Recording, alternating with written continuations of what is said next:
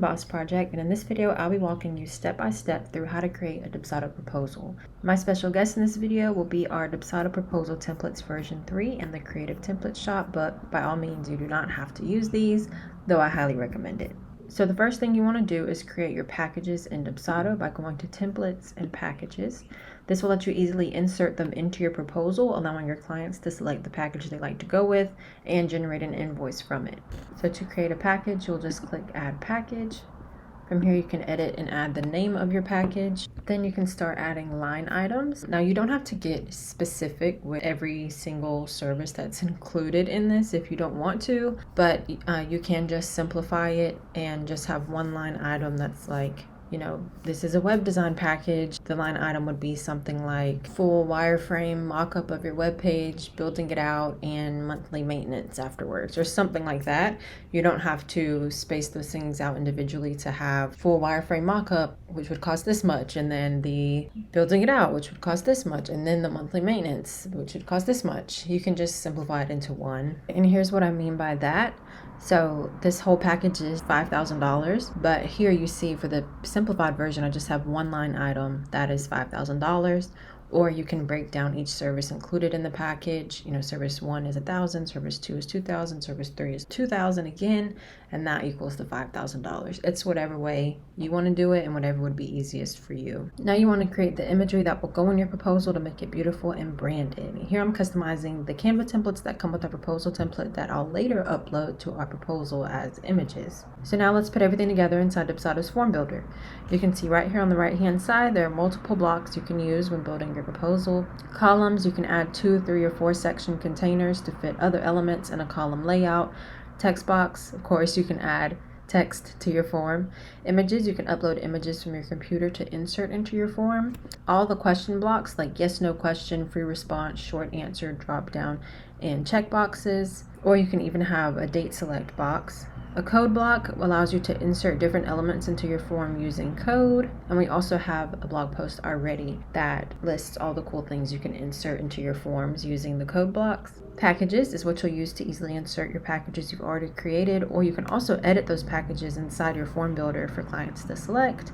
File editor will allow clients to upload files directly to the form, which this is most commonly used in like an onboarding form, questionnaire type, something like that you need some sort of, that you need your clients to upload files to, like their headshot or whatever else. And then project tracking will insert a drop-down menu that allows clients to select where they heard about you using the existing project sources that you've already created in your account. So this will help you track where projects are actually coming from.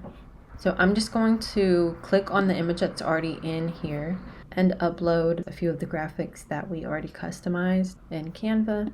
Then if you watch back here, when I click on the image, you'll see that it switches it out. And that's literally all you have to do for every image in this form if you want to. Now these images that we used in the form templates are free images in Canva, so if you don't have to switch them out if you don't want to, you won't get in any sort of legal trouble or anything like that. But we do recommend that you do switch it out just so that it doesn't look like anyone else's proposal. And here I'll switch out this testimonial graphic, and then I'll switch out the footer graphic. And that's all I'll switch out for now. If you want to add a new image, all you have to do is literally drag and drop a block.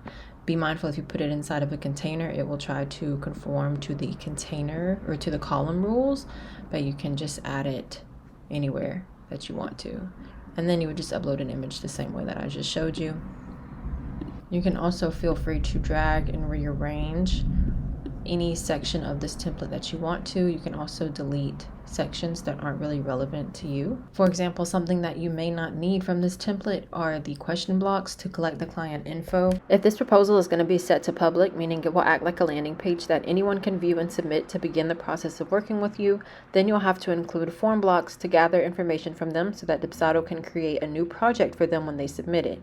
If you're only sending this privately to leads after you've had a discovery call with them or whatever that process looks like for you, then you don't need to include these question blocks as long as they're already a project in your Dubsado account. And I'll just also show you really quickly in the form settings, you can go ahead and show a contract and invoice with this proposal. So what that does is after a client selects their package, they'll be taken immediately to the contract for them to sign, and then they'll be taken directly to the invoice, and that's generated off of the package that they selected in your form. You can also set a default contract for the proposal, a default payment plan. You can choose whether to let them apply discounts or not. You can change the default question styling. You can add a completion alert to the header and body. You can also set this proposal to public or private. If it is public, you will want to create a new project when this proposal is completed. And then from there, you can also add a default workflow or a default project status. Now, when we talked about our packages earlier, we've already formatted the text of this block for you. I am going to switch this package out though to the $10,000 sample package that I just created. And if you want to, you can even pre-select packages so that when a client is looking over the proposal, the package will already be selected for them. I would just put a little note somewhere letting them know that the package is already selected in case they actually do choose that package and then they select it and then they end up deselecting it, and you just don't want to cause any confusion that isn't necessary, basically. You can see that it also changed the price of the package when I selected the sample package we just created, and you can do that for all of these. So we have a 5,000 web design package and a $480 web design. And there you go. You can edit, customize literally every single aspect of this template to make it work for you and fit you. Like if you don't have a team, for example, you can just click delete on that section. Maybe delete this extra spacer here. And there you go. You can edit the text of the FAQs. If this proposal will be a private one that you send directly to your leads, then you can delete all of the form blocks and questions. And that's pretty much it, y'all. If you have any questions, just comment them down below, and I'll talk to you soon.